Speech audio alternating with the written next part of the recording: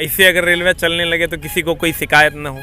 मतलब जितनी तेज़ी से रिजल्ट आ रहे हैं, जितनी तेज़ी से चीज़ें हो रही है कि सभी बच्चे जो आशा कर रहे थे उससे भी फास्ट हो गई है रेलवे। जो जवानी अधर में लटक रही है उससे कहीं ना कहीं मुक्ति मिलेगी। उनको पता होगा कि या तो जॉब लगना है या तो नहीं लगना है। रेलवे के कैलेंडर जारी हो जाता है समय से तो बहुत ज़्यादा बच्चों को मदद मिलेगी। जो नमस्कार, आप देख रहे हैं बीजे न्यूज़ और मैं बीभू कुमार झा। हमारे साथ एस के झा सर हैं, रेलवे के एक्सपर्ट हैं और बच्चों को, लाखों बच्चों को पढ़ाते हैं और यहाँ तक कि लाखों बच्चे सर से अपेक्षा करते हैं, सर से हमेशा कुछ ना कुछ सीखते हैं और हमेशा सर मोटिवेट करते रहते हैं। इनसे ही जानेंगे कि रेलवे की बात हो या रेलवे के एग्ज़ाम जो हो चुका है, रिज़ल्ट की बात हो, तमाम ग्रुप डी की बात हो, अब रिज़ल्ट का भी इंतज़ार है। कई बच्चे सोचते हैं कि फिजिकल अब होगा, इसको लेकर क्या क्या कुछ कहेंगे सर?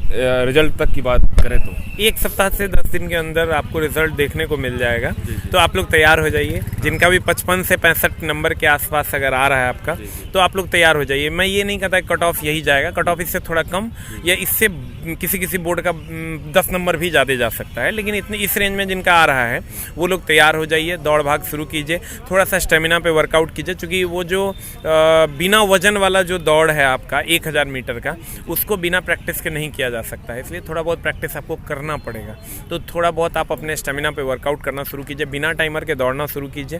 थोड़ा बहुत दौड़िएगा तो आपका स्टेमिना बढ़ेगा और फिर जब रिजल्ट आ जाएगा तो फिर टाइमर लगा के आप दौड़ने लगिएगा। सर, ग्रुप डी की बात करें तो लगातार प्रोसेस में है। अब रेलवे में जो कई सारी खामियां थी, अब पहले से कुछ सुधार हुआ या सब कुछ पैटर्न पे अच्छा चल रहा है? बहुत ज़्यादा सुधार हुआ। तो अगर इस तरीके से करती है और खाली एक रेलवे का कैलेंडर जारी कर दिया जाए कि एग्ज़ाम कब होना है और आगे की वैकेंसी कब आएगी। रेलवे के प्राइवेटाइजेशन पे जैसे अश्विनी वैष्णव ने बयान दे दिया है, तो वैसे ही आगे रेलवे के कैलेंडर पे भी बयान दे दिया जाए कि रेलवे का कैलेंडर कब जारी होगा। अगर रेलवे के कैलेंडर जारी हो जाता है समय से तो बहुत ज़्यादा बच्चों को मदद मिलेगी। जो जवानी अधर में लटक रही है उससे कहीं ना कहीं मुक्ति मिलेगी। उनको पता होगा कि या तो जॉब लगना है या तो नहीं लगना है। वो ये नहीं कह रहे हैं कि आप हमको 10 लाख जॉब दे दीजिए, आप हमको जॉब दे ही दीजिए, लेकिन ये तो बता दीजिए कि आप कितना दे रहे हैं। ये तो बता दीजिए कि क्या मेरी जॉब लगेगी कि नहीं लगेगी। नहीं तो हम अपनी जवानी के 5-10 साल क्यों बर्बाद करें, हम कोई और काम कर लेंगे। तो सर, प्राइवेटाइजेशन का डर जो बना हुआ रहता है,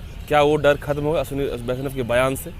नहीं, कहीं ना कहीं वो, चूंकि सरकार पे 100% विश्वास भी तो नहीं किया जा सकता है, तो लेकिन फिर भी चूंकि सरकार भी तो हमारे द्वारा ही चुनी गई है तो कुछ तो विश्वास रखना ही पड़ेगा। चूंकि वो सामने आकर ये बात बोले हैं तो जो दिमाग में होता है वही जुबान पे आता है। हम लोग तो यही मानते हैं। अब कोई आदमी अंदर से धुर्त निकल जाए तो अलग बात है। जी। अब बात करें अपकमिंग जो भी एग्जामिनेशन आने वाले हैं, रेलवे से जुड़ा हुआ तमाम जो भी, तो उन बच्चों को सर, लाखों बच्चे बिहार में पढ़ाई कर रहे हैं, आपके पास पढ़ते हैं, तो उनके लिए क्या कहना चाहेंगे अपकमिंग एग्जाम के बारे में? अभी जो चल रहा है उसके लिए क्या कुछ मैसेज? हम बार बार यही कहते हैं कि 2000 आप समझिए 18 से वैकेंसी नहीं आई है, 18-19 के बाद वैकेंसी नहीं है। 4-5 साल, हर साल 50,000 प्लस लोग रिटायर होते हैं, तो लगभग 2.5 लाख लोग तो रिटायर हो चुके हैं और 2-2.5 लाख तो ऐसे खाली पड़े थे। तो मतलब 4 से 5 लाख वैकेंसी क्रिएटेड है। तो कहीं ना कहीं आगे चुनाव भी है तो वैकेंसी आने के प्रबल चांसेस हैं। तो आप लोग उठ खड़े होइए, लगिए, भिड़िए और अपनी मंजिल को पा लीजिए। बहुत बहुत शुक्रिया सर।